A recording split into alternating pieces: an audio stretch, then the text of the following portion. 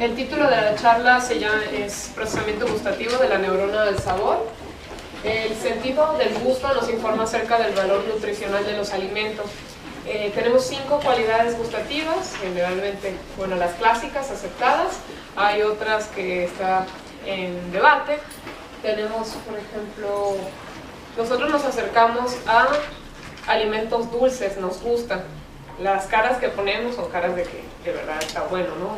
Nos agrada. Y nos aproximamos al alimento y lo consumimos. Cuando es de cualidad dulce, cuando es de umami, o sea, rico en proteínas, o cuando es salado en dosis bajas, en concentraciones bajas. Sin embargo, si tiene mucha sal el alimento, entonces nosotros rechazamos el alimento y ponemos cara de fuchi porque no nos gusta, y puede ser dañino para el organismo.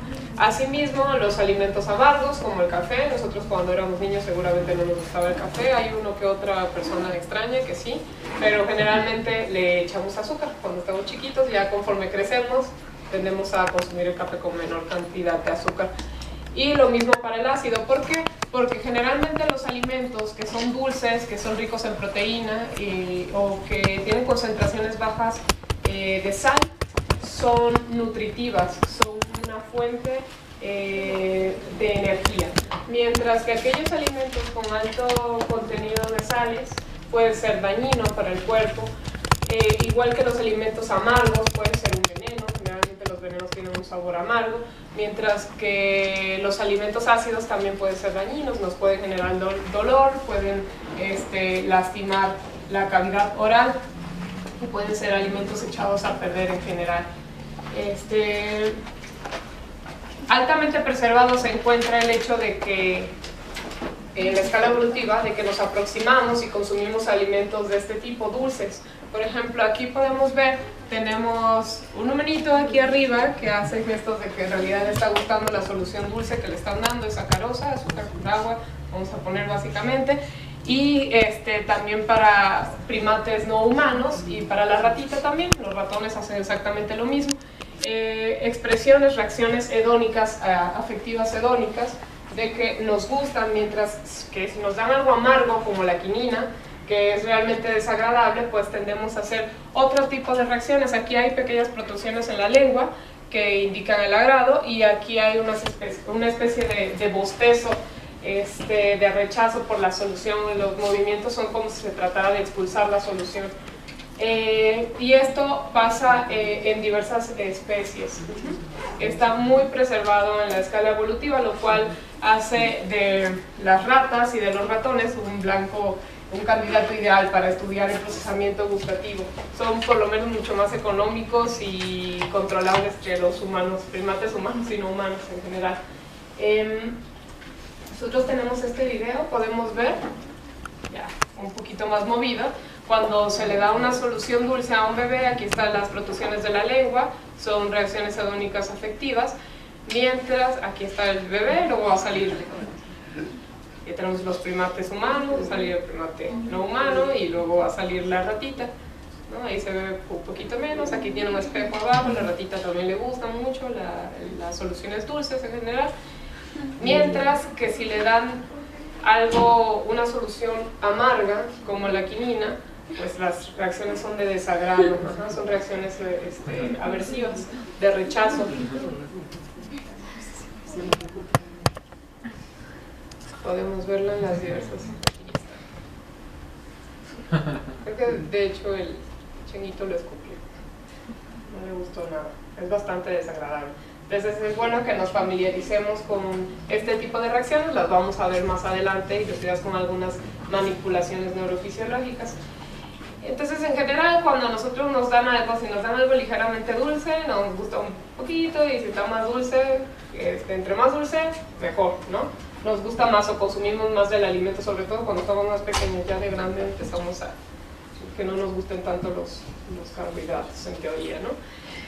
Aquí nosotros podemos ver que, al igual que los humanos, para una ratita, si nosotros le damos una solución dulce en concentraciones crecientes, el consumo de esta solución en un intervalo de tiempo breve, de 5 a 10 segundos, va aumentando en función de la concentración. les va gustando más, mientras que si le damos quinina, una solución aversiva, entonces pasa lo opuesto, ¿no? O sea, entre mayor la concentración de la solución, menor la ingestión de este líquido, y las reacciones, ¿no? Tanto hedónicas como aversivas. Es muy importante este tipo de tarea, se llama prueba de acceso breve o Brief Access Test, en la cual ya no tenemos esta medida tan gruesa de consumo de alimentos. O sea, generalmente cuando ustedes ven los reportes ven consumió tanto en una hora, ¿no? Pero aquí se hace una escala de 5 a 10 segundos por cada una de las concentraciones, se hacen varios ensayos y se promedian. Ahora, lo que debemos de saber es que el lengüeteo, en este caso, que es la forma en la que consume el roedor, es un movimiento rítmico estereotipado que ocurre cada 140 milisegundos con una frecuencia aproximada de 7 Hz. Esta se puede ver modificada dependiendo de la cualidad gustativa que se le dé o del tipo de solución que se le dé. Si está más o menos concentrada también cambia. Entonces, el patrón en el consumo de estos alimentos líquidos puede darnos información valiosa que muchas veces pasamos por alto al hacer mediciones tan gruesas como cuánto consumió el sujeto en una hora. Claro, depende del objetivo del estudio, es perfectamente válido lo otro también. Nosotros aquí tendríamos una comparación hipotética de cómo serían los patrones del lengüeteo si el sujeto consume agua o si consume sacarosa. Cada L va a representar un lengüeteo, en azul para el agua y en rosa para la sacarosa. Entonces, los lengüeteos es muy difícil que la rata o el ratón dé un lengüeteo en seco. Es como si le pusiera un bocado de comida y ustedes nomás masticaran una vez y se lo pasaran. Hay gente que lo hace, pero es bastante extraño. Entonces, la ratita también da una ráfaga de lengüeteos. Entonces, nosotros vamos a llamar a esto una ráfaga. Si entre un lengüeteo y otro pasa un tiempo mayor a medio segundo, 500 milisegundos, que es lo mismo, entonces nosotros vamos a decir que inició una nueva ráfaga de lengüeteos. Entonces aquí nosotros podemos ver que para el agua hay muchos chiquitos, ¿no? ¿Verdad? Como las ráfagas pequeñas. Sin embargo, para sacarosa sigue pegada al zipper de la botella y da una ráfaga de lengüeteos mayor. Entonces nosotros podemos ver aquí, si analizamos la microestructura del lengüeteo, que el sujeto tuvo 1, 2, 3, 4, 5 ráfagas de lengüeteos. Entonces tenemos 5 de número de ráfagas, o de clusters, que es lo mismo. Pero también podemos evaluar la duración del clúster, y en general lo que se dice o lo que se ha reportado es que cuando una solución es muy palatable o muy sabrosa, que le gusta mucho al sujeto, entonces tiende a ser ráfagas de lengüeteo de mayor duración, pero un menor número. Esto quiere decir que está enganchado ahí, ¿no? Podemos sacar también la tasa de lengüeteo, que sería el número de lengüeteos que da en una fracción de tiempo determinado. No sé, pongan ustedes en 10 segundos, en 5. Y si nosotros dividimos la duración de la ráfaga de lengüeteos entre el número de lengüeteos, vamos a obtener una medida de palatabilidad. Entre mayores este número, significa que es más palatable la solución que está ingiriendo el sujeto. Y déjenme ver si hay algo que... Claro, es muy importante este tipo de análisis porque se ha sugerido que puede estar alterado el patrón de consumo, el patrón de ingestión de personas con desórdenes alimenticios. En este caso, si nosotros sometemos a una rata a una dieta alta en grasas o alta en carbohidratos, o a las dos cosas, entonces se vuelve una rata obesa o con sobrepeso, podría tener alterados los patrones de alimentación, tener este tipo de ingesta que se llama ingesta tipo atracón, que no sé si lo han escuchado. Los atracones es como lo que hacen los bulímicos cuando comen una gran cantidad de contenido calórico en un periodo muy breve de tiempo. Nada más que estos se purgan, ¿no? Inducen el vómito u otras cosas, y las personas con desorden de ingesta tipo atracón no tienen estas conductas compensatorias, entonces simplemente tienen la ingesta tipo atracón y ya. Por otra parte, también se ha sugerido que sujetos, en este caso roedores, que ya tengan los patrones de ingesta alterados, sin exposición a ningún alimento alto en grasas o en carbohidratos, que tengan estas clústeres de mayor duración, podría significar que son más propensos a desarrollar la ingesta tipo atracón o obesidad o algún desorden alimenticio. Esto en modelos preclínicos con ratas y ratones.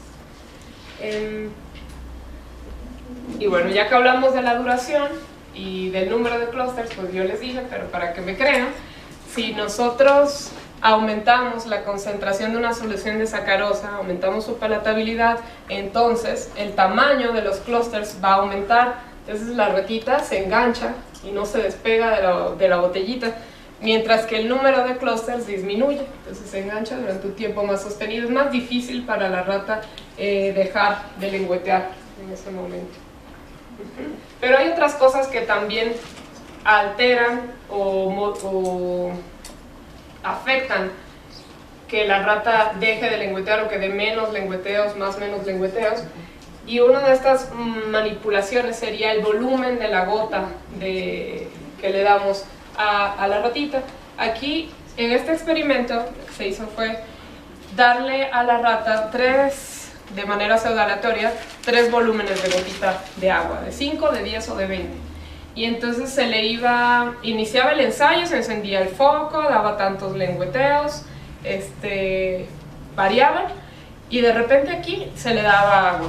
Pero esa gotita de agua podía ser de 5, de 10 o de 20 microlitros. Y el sujeto debía dejar de lengüetear, por eso se llama stop signal, para entre menos lengüeteos adicionales diera, más gotitas de sacarosa al 20% le daban. Entonces era su recompensa y tenía que dejar de hacerlo, ¿no? Entonces para uno sería fácil, ¿no?, decirle, pues deja de lengüetear, pero 20 microlitros es lo máximo que aguanta un lengüeteo una rata, ¿no?, en la cavidad oral. Es mucho volumen. Entonces, si daba menos de 20 lengüeteos adicionales, o de 2 a 19, de 1 o ninguno, entonces variaba la cantidad de reforzador que se le daba. Aquí no se le daba nada, aquí se le daba una gotita, 2 gotitas o 3 gotitas. Entre menor el número de lengüeteos adicionales, mayor el número de gotitas de recompensa que se le daba de sacarosa al 20%, la cual le gusta bastante. Aquí tenemos la probabilidad de que la rata deje de lengüetear en alguno de estos tiempos. Y la línea se va haciendo más gruesa conforme el volumen de la gota. Si es muy grande el volumen de la gota, pues el sujeto tarda más en dejar de lengüetear. Entonces lo ideal es utilizar un volumen pequeño de 5 a 10, pero no estar excediendo los 20 microlitros, aunque de todas maneras es válido. Pero el punto es, depende de qué quieres estudiar. A lo mejor dices, ¿por qué no está dejando de lengüetear? ¿O por qué está lengüeteando tanto? O sea, a lo mejor le estás dando una gota más grande de lo que pueda manejar el sujeto. Ahora, también los patrones de consumo pueden cambiar entre sujetos obesos, en este caso ratas obesas, o ratas delgadas. Esta obesidad se les indujo con una dieta alta en grasas durante un tiempo prolongado, me parece que fue un mes o un poco más. Esta es la prueba de reactividad al sabor, donde el sujeto va a tener acceso libre en una ventana de 10 segundos, va a poder lengüetear y conseguir cada una de estas concentraciones, todo lo que pueda en 10 segundos, ¿no? Podemos ver que para los sujetos delgados, que son los círculos vacíos o los círculos blancos, hay un incremento casi lineal. Mientras que para los sujetos obesos, que son estos círculos negros, no prefieren tanto las concentraciones bajas, pero prefieren mucho las concentraciones altas. Entonces ahí ya se está hallando una diferencia en la palatabilidad que perciben los sujetos dependiendo si son obesos o delgados. Eso en condición de ayuno, ahí están privadas. Sin embargo, si están saciadas, o sea que ya comieron mucho, estas ratitas, las ratitas delgadas, tienen el ajuste. Ahora consumen más de las concentraciones altas de sacarosa porque tienen un mayor aporte calórico. Mientras que el patrón para las obesas sigue siendo lo mismo, estén o no privadas. Entonces está alterado ahí los mecanismos de hambre y saciedad para las ratas obesas. Ahora, ¿por qué es importante mencionar todo esto? Uno es que hay continuidad evolutiva, entonces podemos utilizar roedores otras especies, y qué mejor que continuar con mamíferos para seguir investigando el procesamiento gustativo. Las ratas y los ratones son muy inteligentes y además es de fácil manejo, y es fácil infectar con virus y otras manipulaciones que vamos a ver más adelante, y además es muy económico el mantenimiento en comparación con los primates no humanos, y a veces con los humanos también, porque hay que pagarles para que vayan al experimento. Entonces, podemos estudiar patrones de consumo de alimento de manera detallada, como en este caso de los lengüeteos, estudiar sistemáticamente la conducta. Es importante poder diseñar tareas experimentales que tengan periodos bien definidos. Vamos a ver más adelante por qué. Y podemos estudiar cómo afectan ciertas variables de la conducta, eso ya lo vimos, la importancia de, por ejemplo, el volumen de la gota, de la palatabilidad, bueno, la concentración de la solución que estamos dando, la cualidad gustativa que manejamos, etc. Ahora, nosotros, todo eso es importante al momento de nosotros hacer registros electrofisiológicos en libre movimiento, tener otras aproximaciones experimentales como el uso de la optogenética o fotometría, y ver las neuronas mediante el uso de microendoscopios. Lo vamos a ver de la manera más sencilla que se pueda. Si tienen dudas me pueden preguntar. Es lo que manejamos principalmente en el laboratorio. Con lo que estoy más familiarizado ahorita es con registros electrofisiológicos en libre movimiento, y un poco más con fotometría y microendoscopios, menos que lo electrofisiológico. Y tenemos la parte de optogenética, que no he estado yo tan involucrada en la práctica, pero sí en la teoría.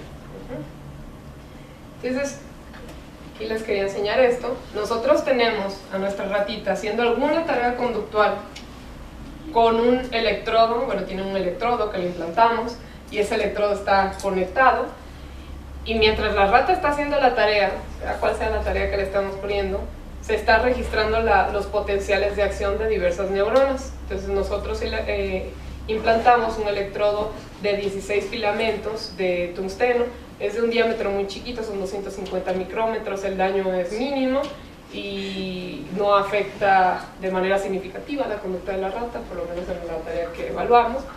Y aquí se puede escuchar, no sé si lo escuchen bien.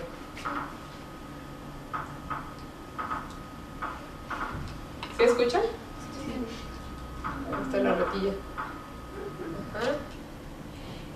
Son los potenciales de acción de la neurona. Entonces, esta es la forma de la onda, es un registro extracelular, por eso lo ven volteado, no como lo ven generalmente en los libros, que los ven así.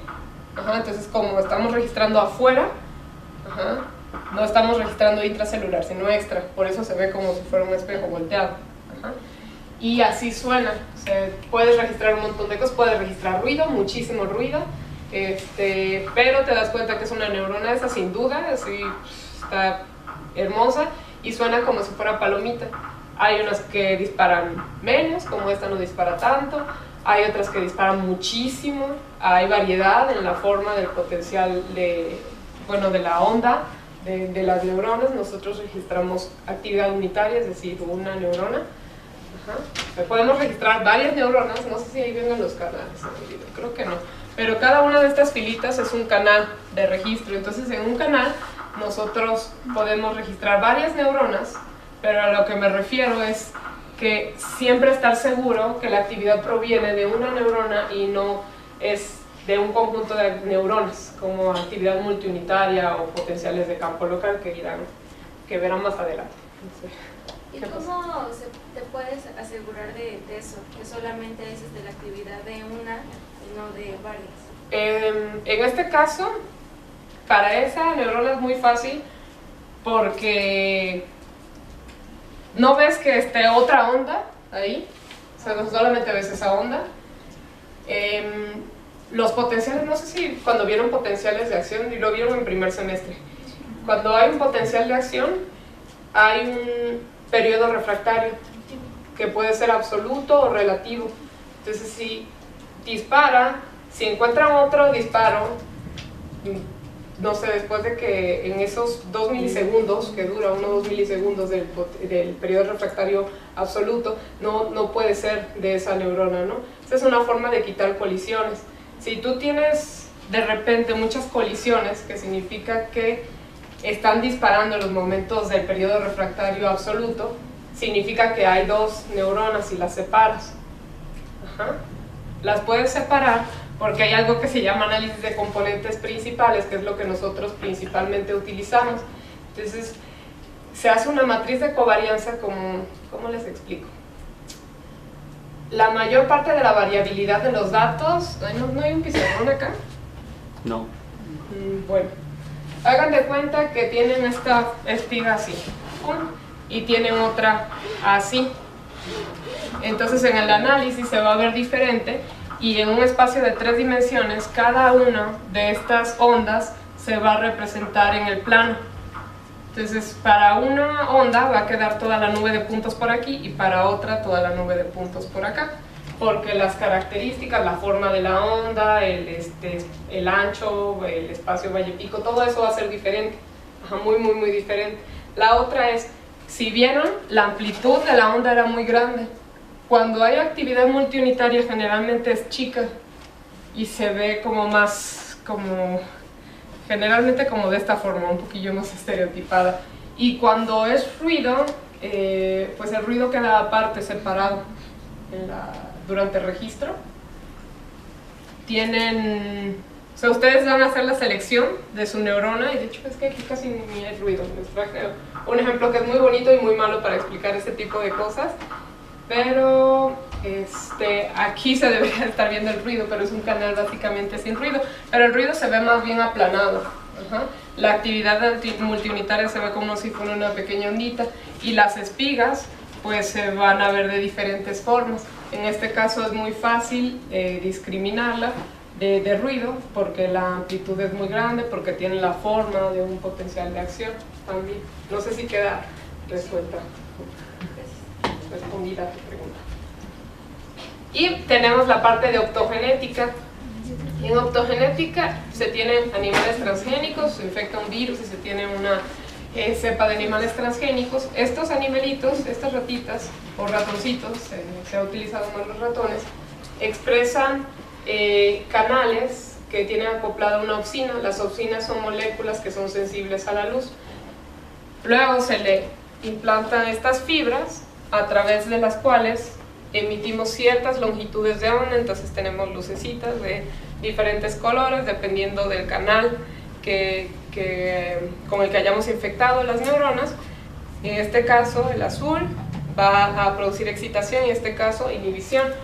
¿Por qué? Porque esta opsina va acoplada a un canal que puede ser de sodio y de calcio, o a uno que puede ser de cloruro. Entonces cuando la opsina recibe la luz, hay un cambio conformacional en la proteína, se abre y permite el flujo de iones. Ajá, ya sea que ingresen los cationes o que salgan algunos aniones, como en este caso, ¿no? Si fuera para salida de potasio también habría inhibición. Ahora, lo bonito de esto, y a diferencia de la estimulación eléctrica, es que si ustedes implantan un electrodo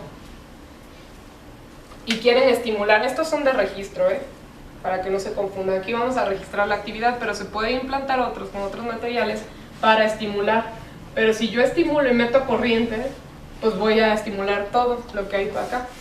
No tengo selectividad.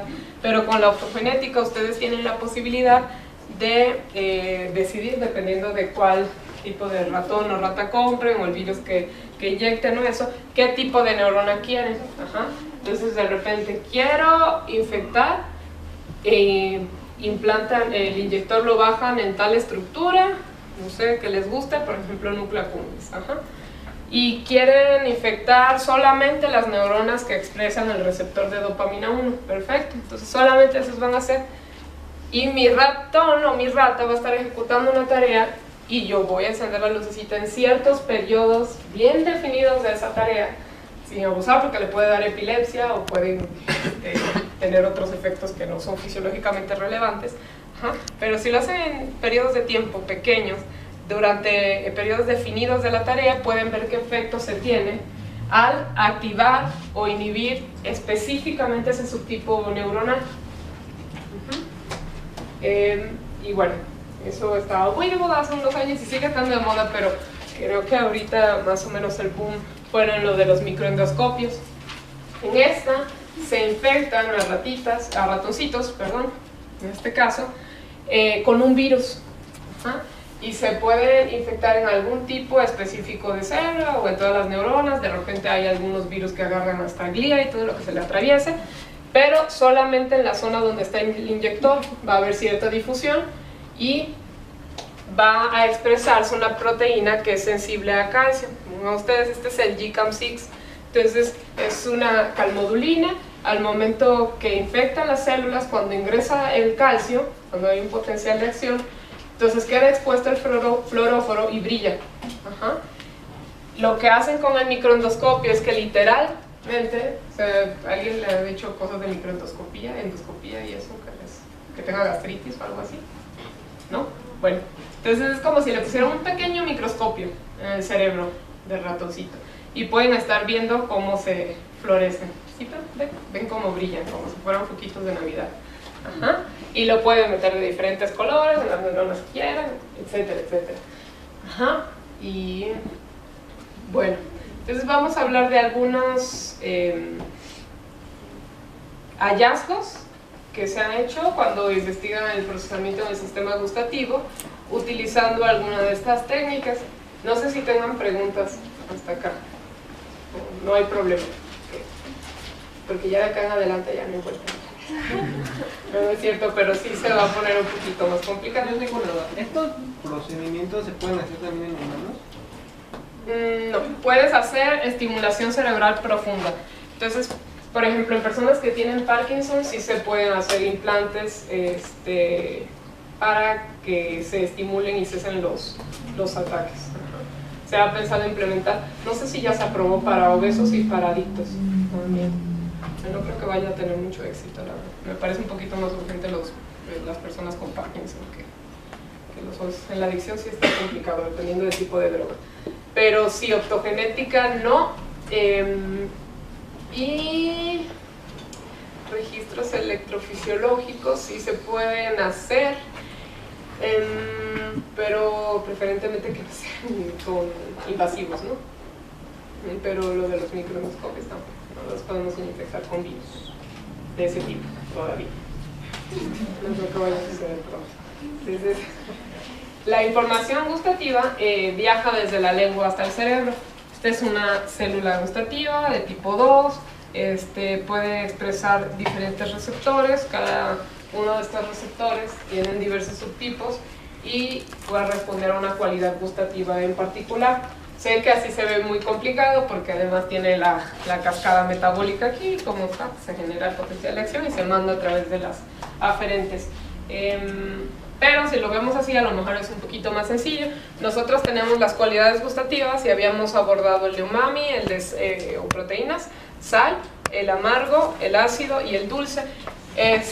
Lo de grasa está todavía en discusión, pero sí hay receptores o cadenas transmembranales que responden a ácidos de cadena larga.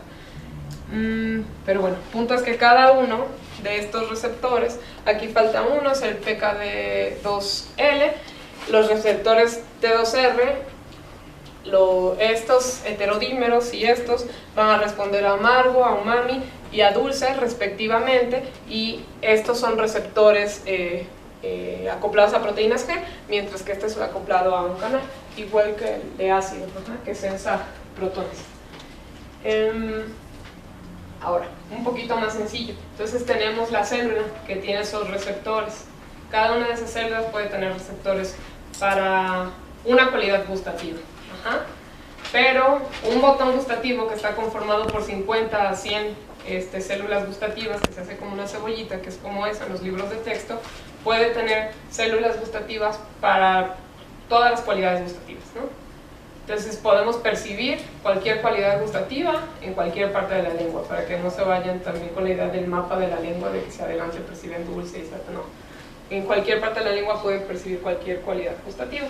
Ahora, así se ve en la vida real. Son unos ratones transgénicos, entonces se ven las células receptoras de tipo 2, como la que habíamos visto, así en verdecito.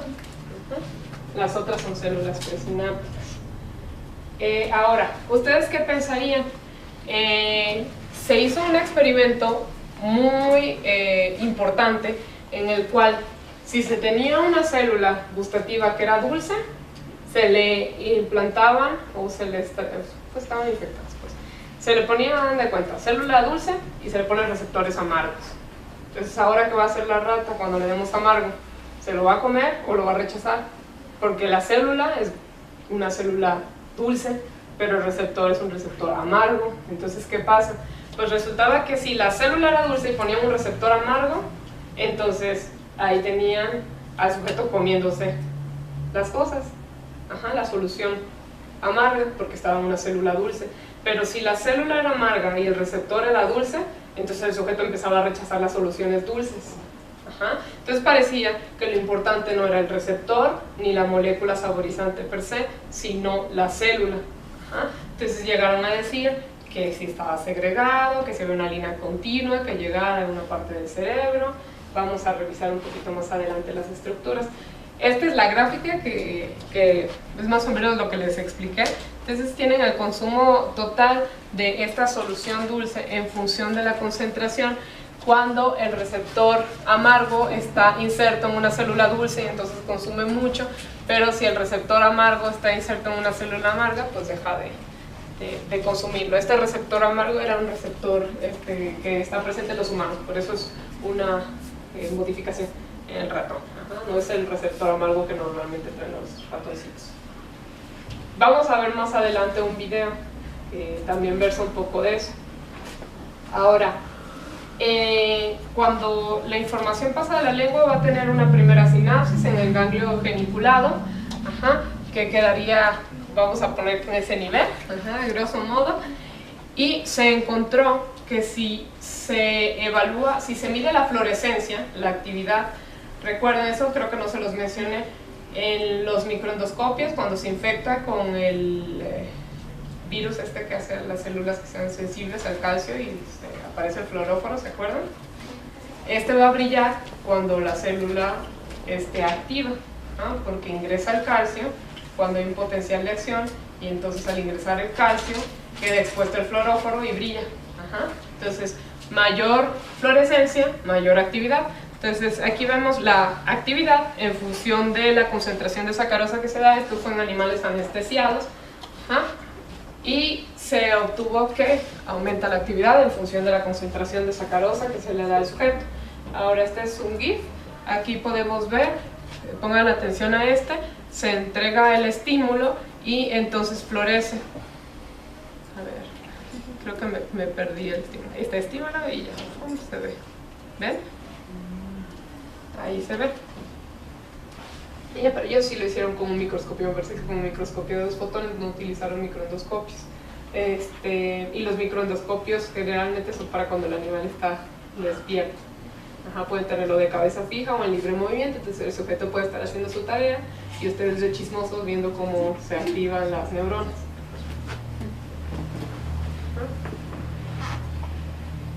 Ahora, la información viaja desde la lengua a través de estos 3 pares craneales con los cuales supongo que ya están familiarizados, que son el nervio facial, el glosofaringio y el vago neumogástrico. Casi siempre cuando ven cosas de sistema gustativo se refieren a el facial, porque llega información de la parte anterior de la lengua y del paladar, y al glosofaringio del vago casi no, se sugiere que es más para información visceral. Y bueno, esta información llega a una estructura que se llama el núcleo del tracto solitario, que está en el tallo del cerebro, en la porción rostral. Si le echan una leidilla ahí al núcleo del tracto solitario, van a ver que está involucrado en muchas funciones que son muy importantes para mantener la vida, y varias estructuras del tallo. Esta información en roedores hace una escala en el núcleo parabraquial antes de pasar al tálamo. Este es el tálamo. Estas abreviaturas es de tálamo ventroposteromedial en la porción parvocelular, pero con que se queden con que llega al tálamo es suficiente. Toda la información sensorial hace un relevo en el tálamo antes de pasar a las cortezas sensoriales primarias, a excepción del olfato. En este caso pasa del tálamo a la corteza gustativa primaria, también conocida como corteza insular, y posteriormente va a la corteza orbitofrontal, también conocida como corteza gustativa secundaria. Vamos a revisar qué se ha encontrado en algunas de estas estructuras. Entonces, en el núcleo del tracto solitario se ha implantado un arreglo, electrodos, filamentos de electrodos. Es una región bien delicada, son animales anestesiados. Si se les va un poquito el electrodo, llegan al centro de regulación cardiovascular, pueden tener un paro, al respiratorio y se les muere. Entonces es bastante complicado registrar en esa región. Nosotros no lo hacemos, pero hay una doctora que se llama Patricia Di Lorenzo que sí lo hace, y creo que ella y sus alumnos son muy buenos en esto. Y encontraron que hay neuronas, así como en el ganglio geniculado, que aumentaban su actividad en función de la concentración de sacarosa que se les daba. También encontraron neuronas que aumentaban su tasa de disparo, es decir, el número de potenciales de acción en un intervalo de tiempo, dependiendo, en función de la concentración. Aquí hay una concentración baja, aquí hay una alta, y también para neuronas inhibitorias la encontramos. Yo no he encontrado algo así, pero es una estructura bastante diferente de la que estudio. Ahora, ¿se acuerdan que habíamos visto esto, no? Que la palatabilidad o el consumo en determinado periodo de intervalo de tiempo en función de la concentración es diferente para sujetos delgados que para obesos. Entonces, hubo otro grupo de investigación que hizo algo similar, pero estas ratas eran prediabéticas y tenían predisposición a ser obesas por esta manipulación genética que tenían. Y encontraron conductualmente algo muy similar a esto. Y cuando fueron a revisar la actividad de algunas neuronas en el núcleo parabraquial, encontraron que la respuesta de los sujetos delgados se mantenía por aquí, de las neuronas de los sujetos delgados, porque estas son las neuronas, en comparación con los sujetos obesos. Vean, ni responden las neuronas a las concentraciones bajas, completamente ignoradas, mientras que para las altas responden un poco más. Ahora, la escala para mi gusto está muy grandota, lo hubieran dejado aquí de 0 a 15, y 15 Hz es algo decente para una neurona. Entonces, esto es básicamente lo mismo, pero entonces estamos encontrando un correlato neuronal para la parte conductual. ¿Sí quedó clara esta parte?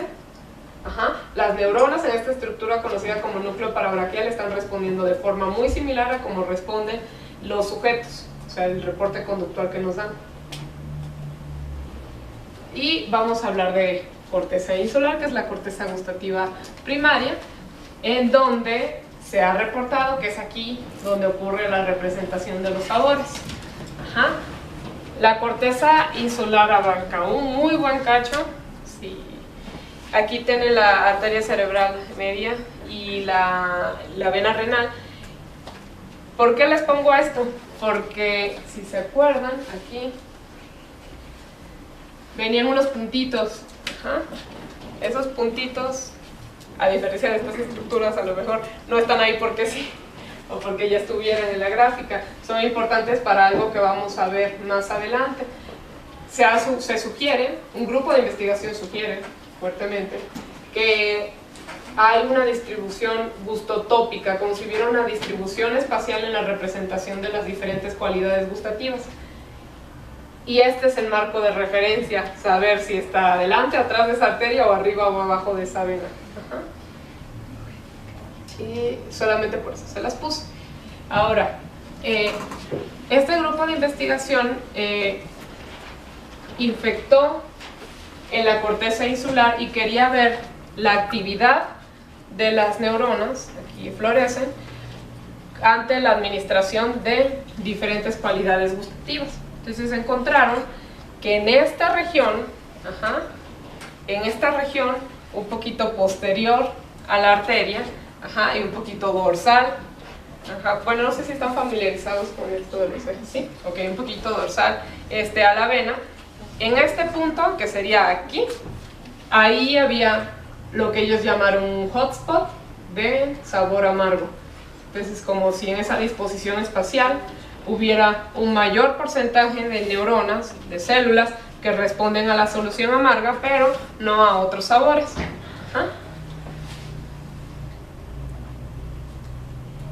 Y lo mismo encontraron para el dulce, sin importar el contenido calórico, porque el acesulfame es un edulcorante. Entonces es bajo en calorías, pero sabe dulce también, aunque luego si se exceden sabe medio metálico. Pero bueno, aquí pueden ver que independientemente del contenido calórico van a responder mucho estas células que están en el hotspot de dulce. Aquí quedó atrás el del amargo, un poquito más adelante, un poquito más dorsal, está el de dulce. Dicen que es aproximadamente una distancia de 2 milímetros. Esto es en ratones, en ratas todavía no lo ha reportado. Y esto lo encontró para cada cualidad gustativa, menos para el del ácido, y la justificación, o lo que ellos piensan que pudo haber sido, es que o no sondearon la región en corteza insular que se encarga de ácido, o que más bien por ser algo de dolor y somatosensorial está ubicada en otra región, que no es corteza insular, aunque corteza insular también procesa información de dolor y somatosensorial. Pero bueno, una a lo mejor más primaria.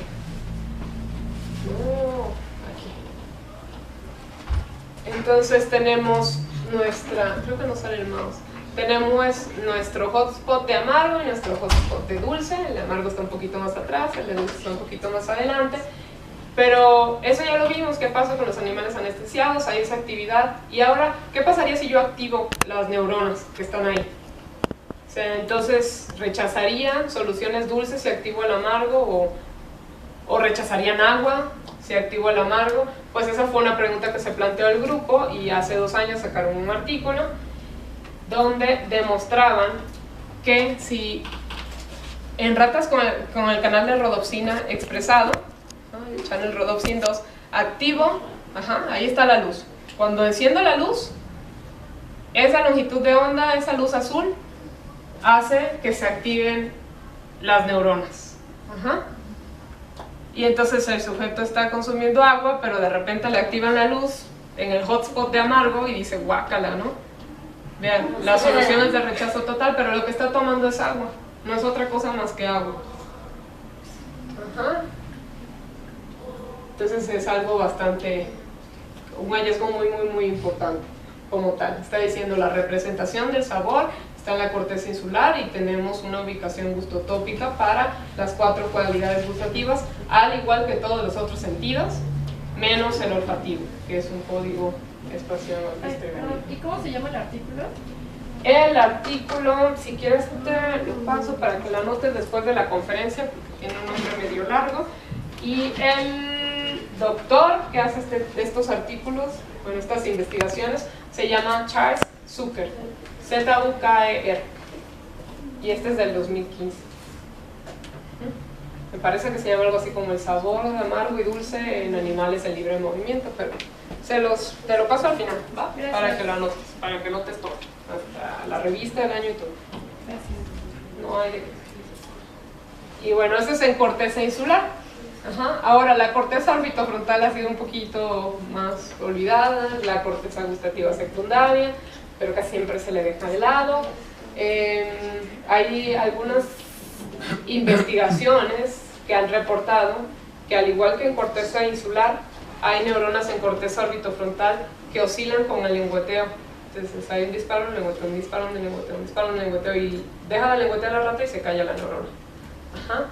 Entonces se ha dicho, se ha medido la coherencia entre los lengüeteos y el disparo de estas neuronas, y se ha visto que es mayor la coherencia con la que disparan una vez que el sujeto aprende la tarea, a pesar de que igual antes de que aprendiera ya estaba lengüeteando, y que esta coherencia puede aumentar entre diferentes estructuras, por ejemplo, amígdala y corteza orbitofrontal, en registros multisitio. Se pueden registrar también la actividad celular de diferentes neuronas en varias regiones, ¿no?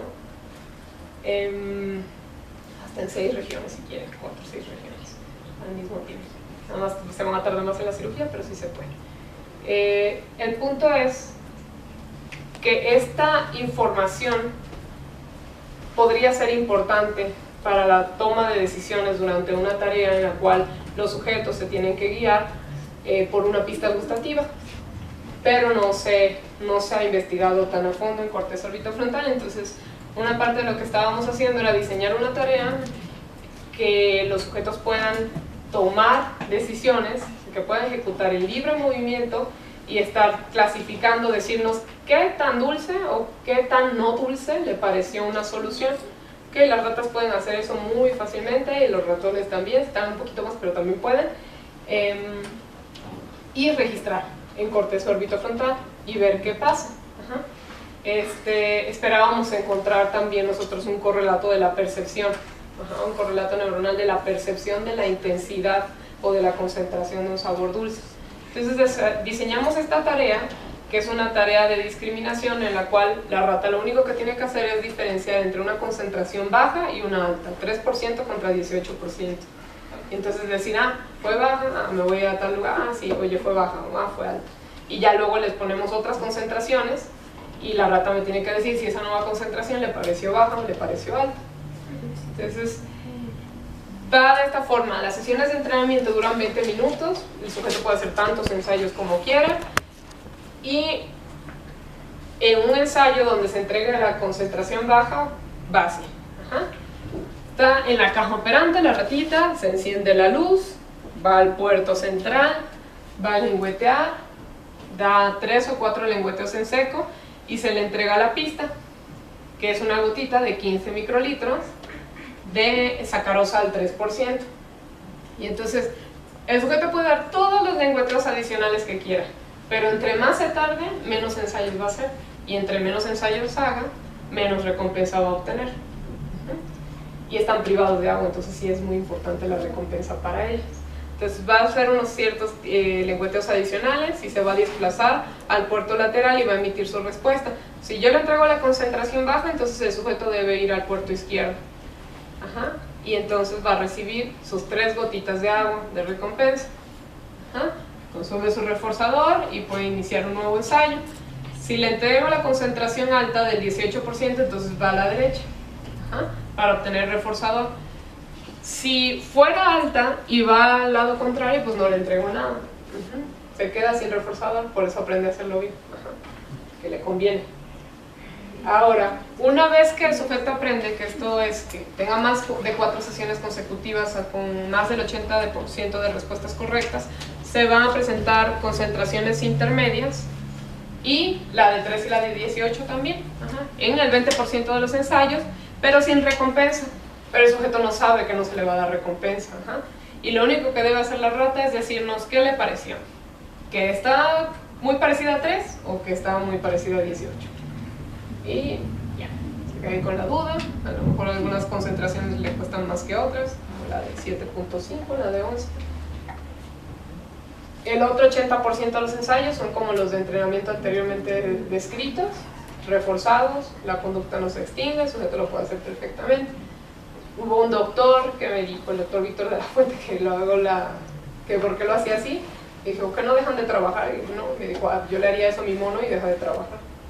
Pues las ratas a lo mejor son un poquito más nobles.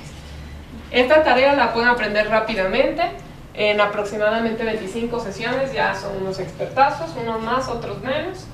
Esto no, en realidad no es importante que les mencione eso. Algo que sí es importante es que cuando los sujetos están empezando con la tarea, los tiempos de lengüeteos adicionales pueden ser larguísimos, pero ya una vez que aprendieron, al menos la estructura de la tarea, que tiene que ir al centro y luego desplazarse a los laterales, son bajos. Entonces puede durar haciendo lengüeteos adicionales, no sé, a lo mejor unos 500 milisegundos. Y he tenido ratas que hagan un solo lengüeteo adicional y ya, pues, se van a cobrar. O que solamente reciben la pista y se van a cobrar y ya. Entonces, saben maximizar las ratitas. Esto solamente era para enseñarles que no es estadísticamente significativo, pero aquí tenemos el porcentaje de respuestas correctas antes y después de la cirugía y no se afecta la ejecución de manera significativa, los sujetos siguen ejecutando muy bien. Esa era una base anterior, ahorita decidí entrenarlas un poquito más después de que cubrieron el criterio. y hay ratas que, no sé, la primera sesión después de la cirugía tienen un 92 o 95% de respuestas correctas, entonces les va muy bien. Y bueno, en corteza orbitofrontal encontramos que existen neuronas que responden de manera fásica, es decir, es una respuesta rápida, pronunciada en un periodo breve de tiempo de unos 150 milisegundos, y es de manera categórica la concentración. Yo sé que esta parece una gráfica un poquito complicada, extraña, pero van a ver que ahorita lo van a entender rápido. Estos son los ensayos. Yo los organicé de agua, baja, de entrenamiento, o sea, recompensado, y de baja a alta de clasificación, que son los no recompensados.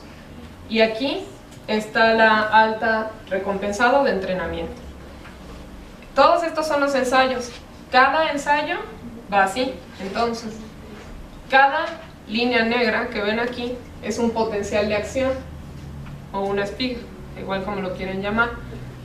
Esto en gris lo puse así porque son lengüeteos en seco, son los 3-4 lengüeteos que dan antes de que le entregue la pista. Está alineado la entrega de la pista. En este momento, en este tiempo cero, fue cuando se entregó la gotita de 3, de 18, de cualquiera de estas concentraciones. Y estos son los tiempos de lengüeteos adicionales. Ahora están sombreaditos de inicio, del primer al último lengüeteo, a partir de la entrega de la pista, en los colores que vienen acá. Entonces lo que vemos es la tasa de disparo para este grupo, o las potenciales de acción en este grupo de ensayos para agua, en este grupo de ensayos para baja, en este grupo de ensayos para baja otra vez. ¿Sí se entiende esa parte? Esta se llama, es una gráfica tipo raster. A lo mejor es un poco complicada de leer en un principio. Este es tiempo en segundos, fue error mío, perdón por no ponerle ahí el eje. Si tienen dudas de cómo se lee, me pueden decir, no hay ningún problema. ¿No tienen dudas? A ver, dime. Es que no entiendo, o sea, ¿qué es lo...? Está como en escala de colores, ¿pero qué es? Es de menor a mayor concentración. Este es agua, que sería 0% de sacarosa. Y va aumentando, 3, 4.75, 7.5, 11, 18. Por eso se va haciendo más fuerte el color, más rojo. El verde lo puse para diferenciar y que sepan que es otra cosa. Y entonces las de sacarosa se las puse en una escala de amarillo, de rojo. Entonces lo que estamos viendo son las espigas, que aquí se ven, a veces pasa eso un poquillo complicado de ver, pero en esta parte está disparando más la neurona para estas primeras concentraciones, pero no para estas. Si yo agarro esta franja de tiempo de 150 milisegundos y calculo el número de espigas ocurridas en ese tiempo, entre ese tiempo, es decir, la tasa de disparo, entonces yo voy a ver que esta neurona disparó mucho para agua, para las concentraciones bajas, independientemente si era un ensayo de entrenamiento o de los de clasificación no reforzado, y para la siguiente concentración, que es la de 4.75, que curiosamente la rata la reportaba también como baja. Ahora, para las concentraciones altas tengo una tasa de disparo menor. Entonces, a esto es a lo que llamamos una manera categórica, una respuesta categórica, es decir, está respondiendo como si fuera alta o baja. Es algo de todo, como si fuera una respuesta cantada. O sea, me parece baja o me parece alta, dice la neurona y ya. Sin embargo, tenemos otro tipo de neuronas que van un poquito más de acuerdo con lo que se ha reportado en las otras estructuras, que es que la actividad de las células va aumentando en función de la concentración de manera gradual. Entonces tenemos este otro tipo de células, ya la N es mayor, neuronas que codifican monotónicamente después de recibir la pista. Entonces la gráfica es similar, tenemos los ensayos ordenados. Entonces estos son los de agua y de aquí para abajo va aumentando la concentración según el color. Estos son lengüeteos en seco y los puntos negros siguen siendo los potenciales de acción o las espigas. Entonces nosotros vemos que hay una demora, o sea, no empieza a responder inmediatamente después de la entrega de la pista, hay una demora y la neurona empieza a responder y se sostiene este disparo mientras la rata se va desplazando al puerto lateral a emitir su respuesta.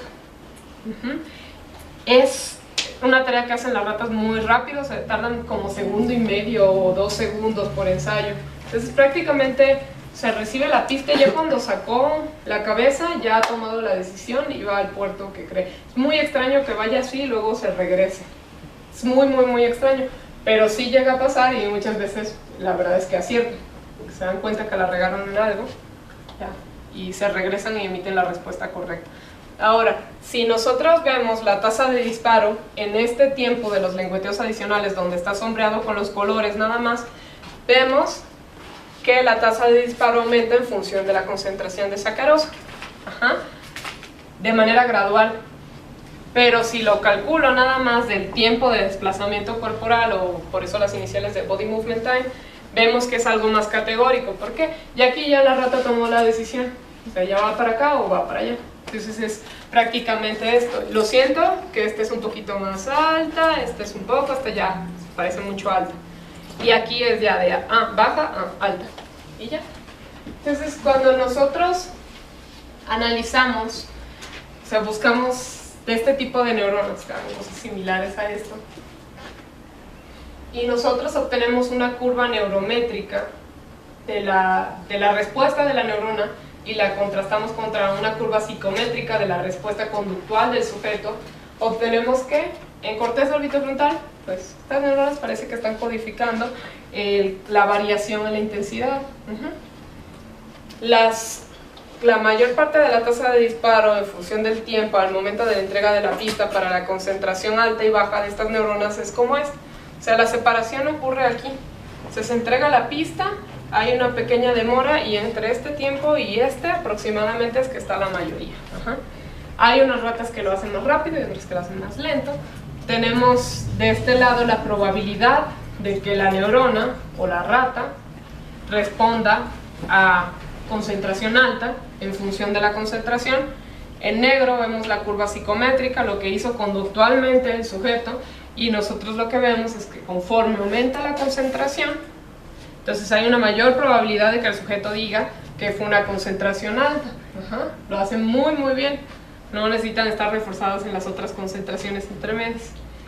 Y la neurona también lo hace muy bien, miren, prácticamente sobreape, no hay diferencias estadísticamente significativas. La concentración en la cual tanto las neuronas como las ratitas dan el 50% de respuestas para uno para otra, se llama como punto de equidad subjetiva, es el mismo. Sería una concentración teórica de 3.9. Lo que sí cambia es la sensibilidad. Es menor para las ratas. Las ratas salieron mejores que las neuronas como tal. Y bueno, no sé si hasta ahí tenga alguna duda. De todas maneras, les voy a decir que muchas gracias por su atención. Eso es en lo que actualmente dejo.